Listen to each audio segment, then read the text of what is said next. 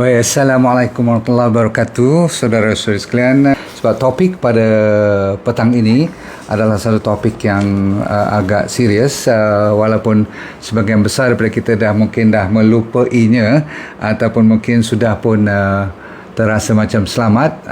Bagi saya masih lagi harus kita ceritakan dan peringatkan. Semoga anak-anak muda terutama sekali yang masih lagi orang kata free untuk melakukan sesuatu yang mungkin anda takut terjebak nanti ataupun terjebak ke dalam satu kencana yang dinamakan HIV ataupun Human Immunodeficiency Virus punya problem, dan seterusnya kalau tak jaga betul akan jadi dinamakan AIDS, AIDS, Acquired Immune Deficiency Syndrome.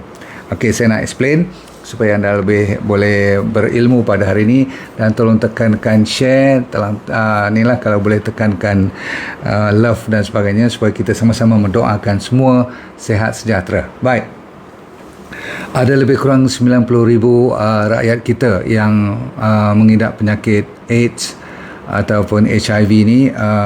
Anda tahu saya dapat figure ni daripada tahun statistik 2019 baru 87,000.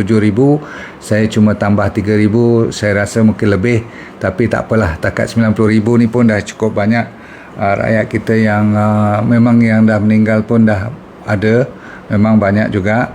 Seluruh dunia, WHO menceritakan kepada kita hampir 79 juta rakyat dunia ni yang menghidap penyakit AIDS ataupun penyakit HIV ni, dan 37 million daripada mereka sudah pun meninggal dunia, dan buat sekarang ni hampir 40 juta rakyat seluruh dunia yang tengah mengidap penyakit HIV ataupun AIDS, tergantung kepada peringkat mana mereka yang saya akan cerita pada petang ni. Baik, yang penting semuanya bermula daripada HIV. Maksudnya virus yang dinamakan HIV ni dulu. Okey, dia suka bila masuk ke dalam badan kita mencari apa yang dinamakan T helper cell. T helper ni ataupun helper T cell ni, dalam bahasa sains dia panggil CD4. CD4 ni maksudnya adalah sel darah putih kita, terutama sekali yang melawan foreign body, maksudnya bakteria ke virus ke parasite ke apa-apa pun, dia kalau nampak pendatang asing dia akan attack. Dan T cell ni merupakan salah satu daripada orang panggil hero dia punya kepala dia. Dalam yang penting-penting ni, T cell lah yang paling mustahak. Kebetulan T cell ni lah juga ada reseptor penerima yang dinamakan CD4. Jadi HIV ni, Human Immunodeficiency Virus ni dia amat suka kepada CD4. Jadi kalau dia masuk ke dalam badan kita, dia akan mencari T cell yang ada CD4. Kalau you tengok macam coronavirus tu kan, yang spike tu CD4 banyak kat T cell. Jadi T cell ni selalu kena attack, dan apabila kepala kepada white blood cell ni kena attack, maka yang lain pun akan, orang kata sedih lah, maksudnya terkena juga, sebab dia punya, orang panggil dia punya hero dah kena. Seperti white blood cell lain, seperti macrophage kan, white blood cell yang lain, darah putih lain, apabila dia sampai 50% dalam, terutama sekali usus kita pun, sel-sel ni dah jatuh, dia punya immune cell dia, maka susahlah kita nak recover. Faham?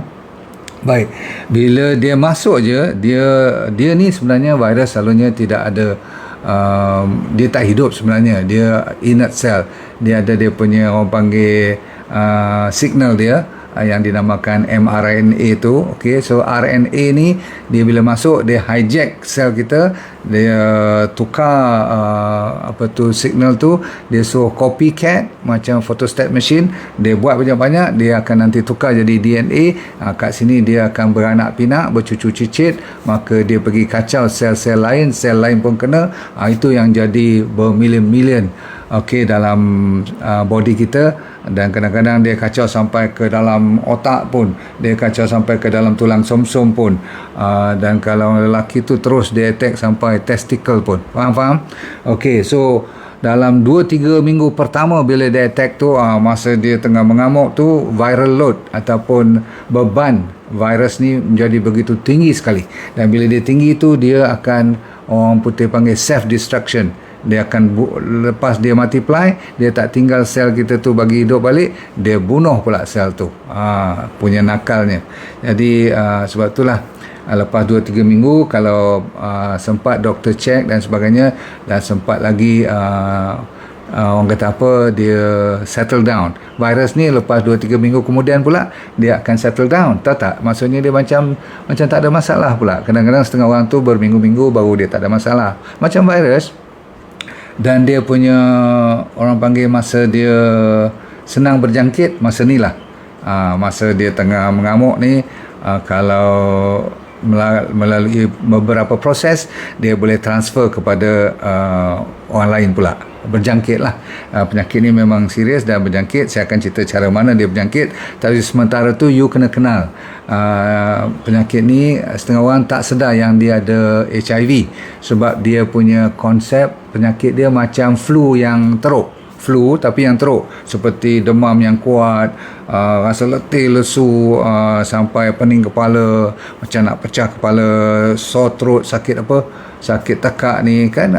Kalau orang sakit virus ni ada joint pain, ada orang panggil muscle, otot-otot you sakit, rasa bisa, ada lymph node yang bengkak-bengkak, gelenjar, saya kata tak, lesu, ada kadang-kadang ada rashes, ada macam keluar ruam, okey. Dan setengah orang tu ada macam ulcer kat mulut, dia pecah-pecah semua, macam-macam lah. Tetapi lepas beberapa minggu atau setengah orang beberapa bulan, dia macam lega. Dalam keadaan lega ni, dia akan masuk fasa yang dinamakan fasa asymptomatic. Dia masih berjangkit, tapi dia tak sedar kalau dia tak check, dan dia tak ada gejala. Maksudnya dia tak ada sesama lagi dah, tak sakit demam semua tu, dan kadang-kadang boleh berlalu sampai 10 tahun. Di dalam 10 tahun ni kadang-kadang dia dah jangkit berapa orang kita tak tahu. Faham? Dan lepas pada tu, kalau fasa terakhir dia timbul balik. Masa dia timbul balik itulah yang orang selalunya tak tahan, sehingga kan dia boleh daripada HIV dia akan jadi penyakit AIDS, AIDS. Kenapa? Sebab bila dia mula dulu dah lega sikit, lepas tu dia perlahan demi perlahan, lama kelamaan dia akan, orang putih panggil acquired. Daripada mula dulu, memory cell tu kalau tak jaga badan, tak dapat perubatan, tak ada antivirus yang betul-betul diberi secara berkala, maka apa akan jadi? Dia akan jadi orang panggil pembawa, carrier yang bahaya sangat. Kalau dia tunggu lama lagi, dia akan jadi lebih teruk, dan imuniti dia jatuh, dia akan hilang berat badan, dia akan, orang kata apa, nampak macam orang sakit, macam orang kena kanser, bahkan boleh kena kanser pun, nanti saya cerita. Dan energinya menurun sangat-sangat, absorption pemakanan dia, pencernaan pun terganggu, dia betul-betul boleh kena beberapa penyakit tambahan pula, seperti sebab masa ni infection terlalu tinggi. Sebab apa? Imunitinya jatuh, hampir sifar lah, sampai kosong. Jadi senang penyakit datang, penyakit boleh attack, dan penyakit-penyakit tu bukan main-main, seperti pneumonia. Tahu pneumonia? Memang boleh bawa maut. Yalah, pneumonia ni bawa paru-paru. Ada orang kena, ada satu jenis dia panggil Kaposi sarcoma, sejenis kanser untuk orang-orang yang kena macam ni lah, kena AIDS, kena HIV ni. Lepas tu dia ada orang yang boleh keluar macam putih-putih yang dipanggil candidiasis. Ada orang boleh kena TB pun, senang kena TB masa ni, tuberculosis. Setengah orang dapat food poisoning, salmonella. Orang yang meninggal adalah disebabkan dia masa ni lah fasa yang terakhir, setelah dia ada satu fasa yang orang panggil kosong, tak ada bermasalah, tapi awal dulu dia cuma macam flu yang agak teruk sedikit, itu saja. Cuma last ni lah orang tak tahan, dan bila dia dah masuk hospital, doktor akan bagi kadang-kadang beberapa bulan je lagi. Faham? Dia kena herpes lagi, mulut dia pecah, dia kena fungal infection, kadang-kadang dia ada masalah parasite lagi, protozoa masuk dalam badan dia, ada cacing dalam badan, ada masalah ni lah, saya kata apa tadi, sampai habis kulit-kulit dia pecah-pecah dan sebagainya. Mulut tu, kalau you tengok gambar-gambar dia menggerunkan. habis gusi-gusi ni, gigi luruh, rambut luruh, betul-betul seksa lah masa ni. Okey, dan orang kata sampai tinggal tulang aja. Baik, macam mana pula dia orang ni boleh mula merebak atau menyebarkan penyakit ni? Jawapannya senang je. You pernah dengarkan 75% daripada penyakit ni adalah melalui hubungan seks yang tidak ada kawalan, dan selalunya ada lebih tinggi antara lelaki dengan lelaki. Sebab itulah diharamkan antara lelaki dengan lelaki ni antara penyakit yang Tuhan bagi. Sebenarnya antara perempuan dengan lelaki pun boleh, sebab apa yang melalui darah ataupun cecair ni selalunya cecair melalui hubungan seks lah, faham tak? Okey, sama ada daripada lelaki ataupun daripada wanita yang membawa virus ini, dia boleh transfer kepada orang yang tak ada protection, faham? So daripada air mani, daripada vagina punya fluid, darah waktu transfusion pun boleh. Masa you pindahkan darah atau derma darah, hati-hati bahan-bahan yang digunakan seperti needle, jarum, ataupun dia punya lining semua tu. Kalau mother yang pregnant, berhati-hati. Kalau you ada HIV, you kena make sure bagi tahu doktor, sebab baby tu nak kena diprotect betul-betul. Kadang-kadang boleh transfer masa dalam janin lagi, tapi selalunya berlaku masa you deliver, masa you beranak tu, faham tak? Masa you melahirkan baby boleh transfer, atau masa you menyusu, melalui susu pun boleh. Dan zaman-zaman orang suka main tattoo ni, yang cucuk-cucuk bagi warna kulit tu semua tu pun bahaya juga. Of course, kalau you drug addict, maksudnya ambil drug, boleh transfer melalui penggunaan kongsi jarum-jarum tu. Jadi inilah selalunya kenapa negara-negara yang banyak drug problem pun banyak masalah HIV dan AIDS ni. Faham? Okey, baik. Zaman sekarang ni, kalau alhamdulillah, kalau betul you dapat AIDS secara dikenal pasti awal melalui pemeriksaan ni lah, darah dan sebagainya tu, make sure ada antiviral, dia panggil antiretroviral yang kuat, walaupun mahal, tapi kalau you terpaksa ambil, you kena ambil.